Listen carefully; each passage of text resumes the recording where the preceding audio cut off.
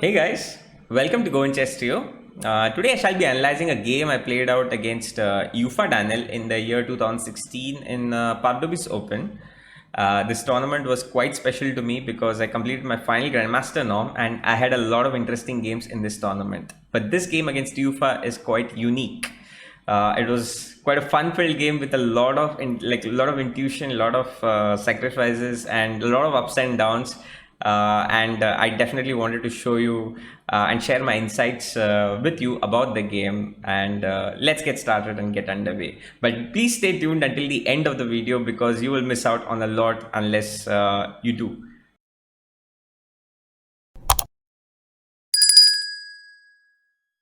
So the game started out with d4, d5, c4, c6, the Slav. I opened out with the Slav. He played knight f3, knight f6, e3. Nothing out of the ordinary here.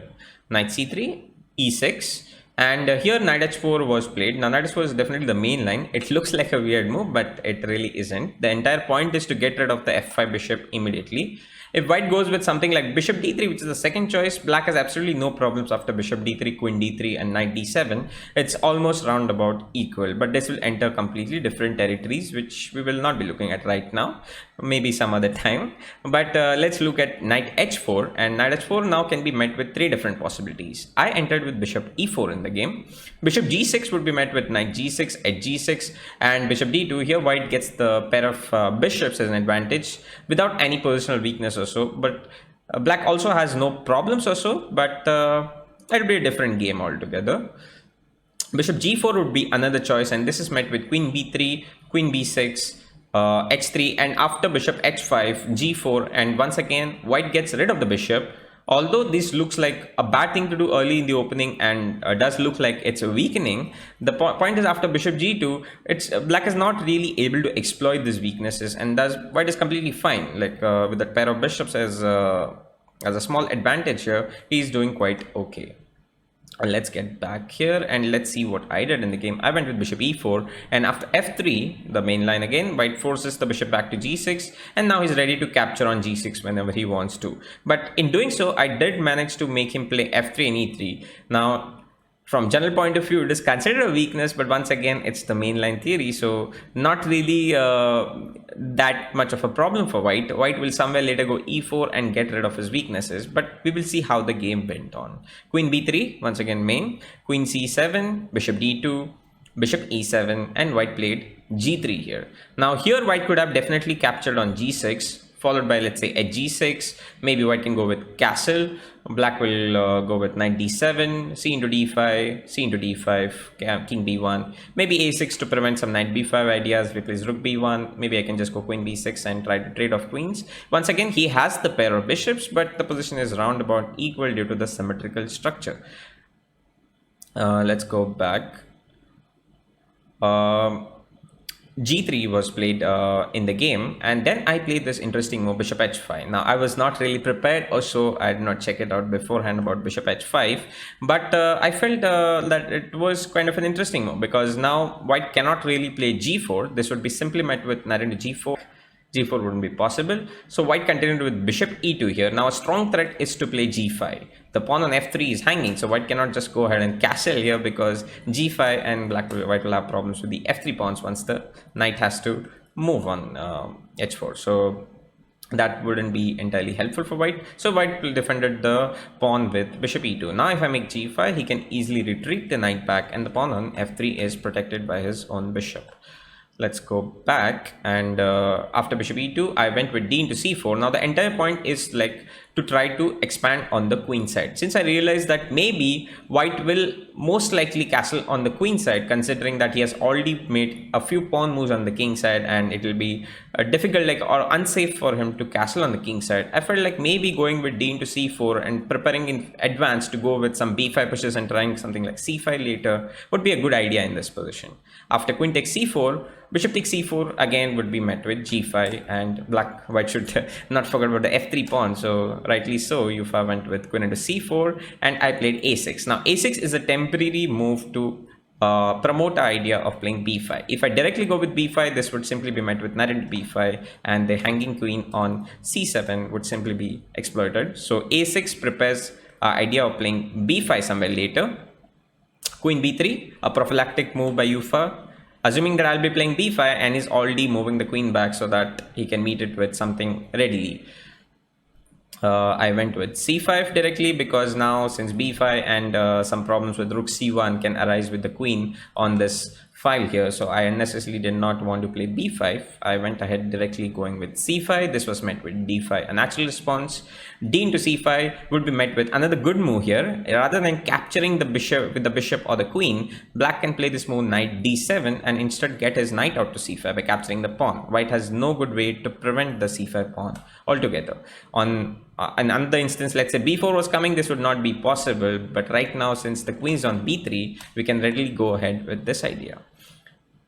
Well, another interesting possibility here for white was to play rook c1. Now rook c1, the point is that if black goes ahead and plays c into d4, this can be met with either knight b5 or knight d5 with a strong possibility of the knight come to c7, because we cannot capture the knight nor the rook. Both pieces are defended. Once we move the queen somewhere, let's say d6, knight c7 check, and basically we lose the rook on e8 straight away, and that wouldn't be a good situation to be in. So clearly here I had a move planned in, which was knight c6. Now knight c6 covers this c file and shields our queen against any possible discovered attacks.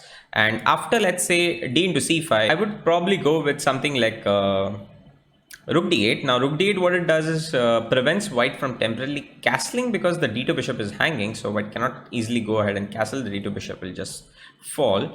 And let's say I would also have some ideas of expanding with knight e5, knight d3, and the pawn on c5 could be captured at a later time.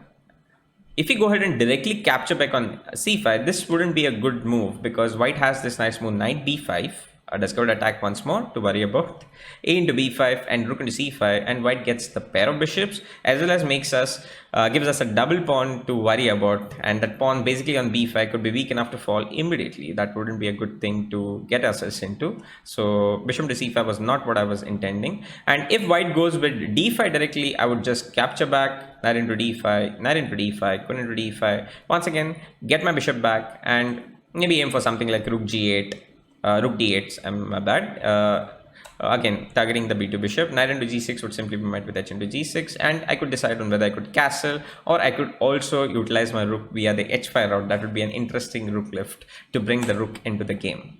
Well, a lot of interesting ideas. Let's go back and well, here white went with d5, which is probably the best response in the position, and I went into a long think here. Now, I had two choices. I could either take back on d5 or I could go for something interesting which I looked at, and that was b5, an immediate pawn sacrifice on e6. I kind of liked it because I felt like even after losing the pawn, I would get a lot of initiative in return. Yuffa again was very surprised by this move, and he went into a little bit of a think.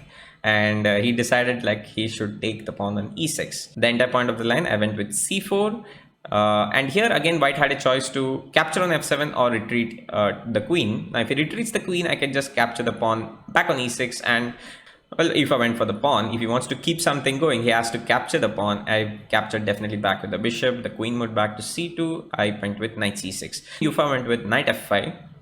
A natural response for black now would be to castle to defend this pawn, where white would just capture this bishop. Let's queen into e7, and white is ready to castle without any problems here.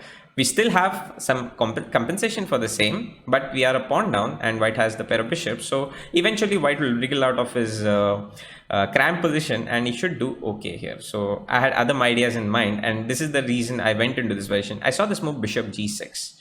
Well, again, Yuffa probably missed this move. He went into a deep thing again, but bishop g6 is quite an interesting try here.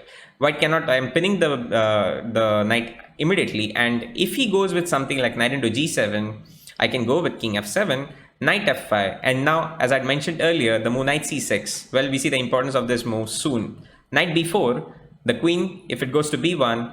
Something like queen d7, and white is already having problems here with the knight. Let's say he defends this with e4. I get bishop into f5, e into f5, and let's say I play something like bishop c5. Now this is a little difficult to understand, but what is the point of this entire variation is that the king is still stuck in the center, and it's difficult for black to go ahead and castle. Another point is that rook on a1 is terribly placed. Now if you go to see the material, we are down.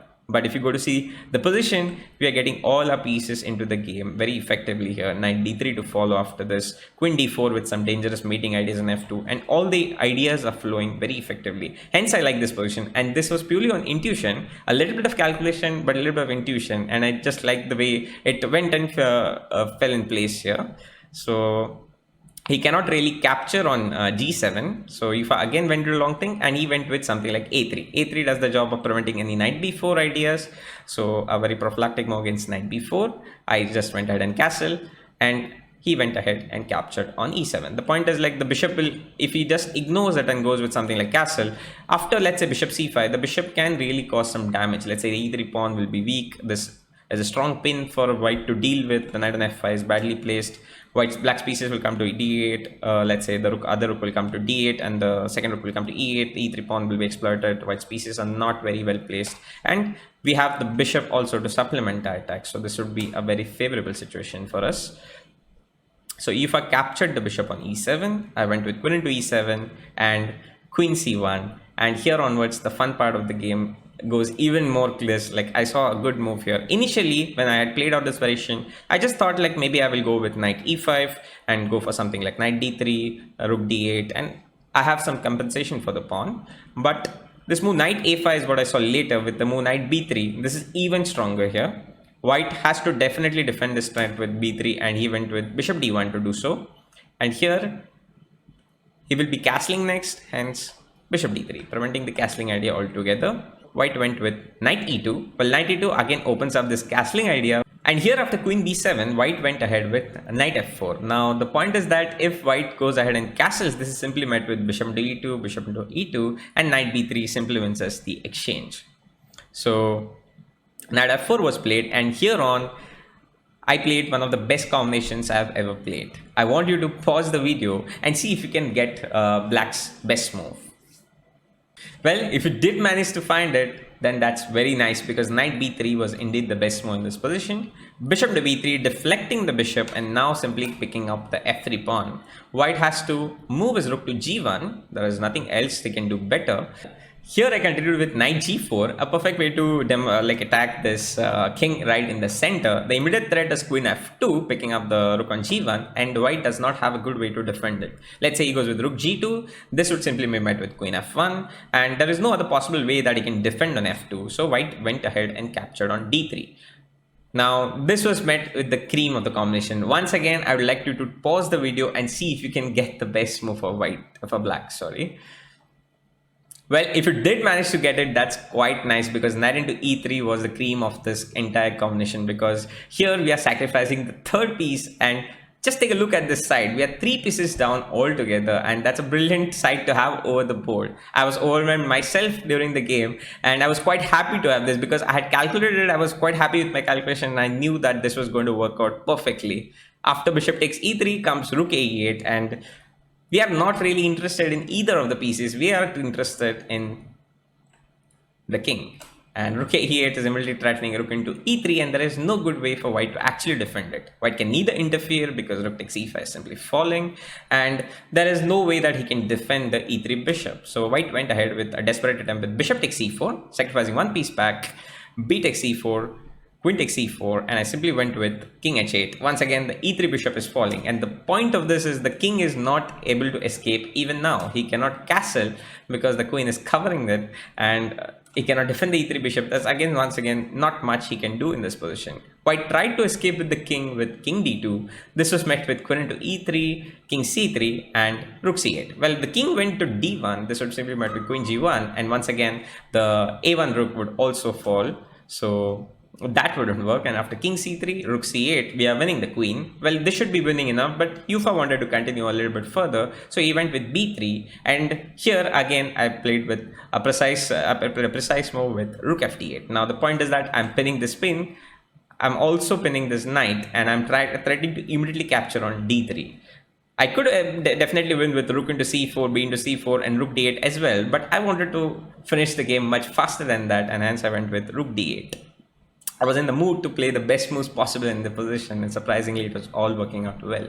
Well, rook a d1 was played on the board, and again, after queen d4, Yuffa had enough and threw in the towel, and he resigned. The game would follow with something like king c2, let's say rook into c4, queen into c4. If the king goes to b2, we would simply pick up the knight, and basically white's position just falling apart here.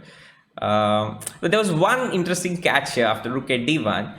The point is, if I go ahead and capture rook into c4, b into c4, and lazily go ahead and capture rook into d3, this would have been a terrible thing to do, because after rook takes d3, I cannot really capture the rook on g1. Surprisingly, I'm getting mated myself on d8, and that would be a tragic end to this brilliant game, because that'd be a terrible memory to carry along. But fortunately, I did not fall for that. Well, after queen d4 and king c2, the game was basically over. And if you did like this game, please like the video, subscribe to our channel, and press the bell icon to stay updated. I shall see you soon in a similar video, and until then, have a nice week.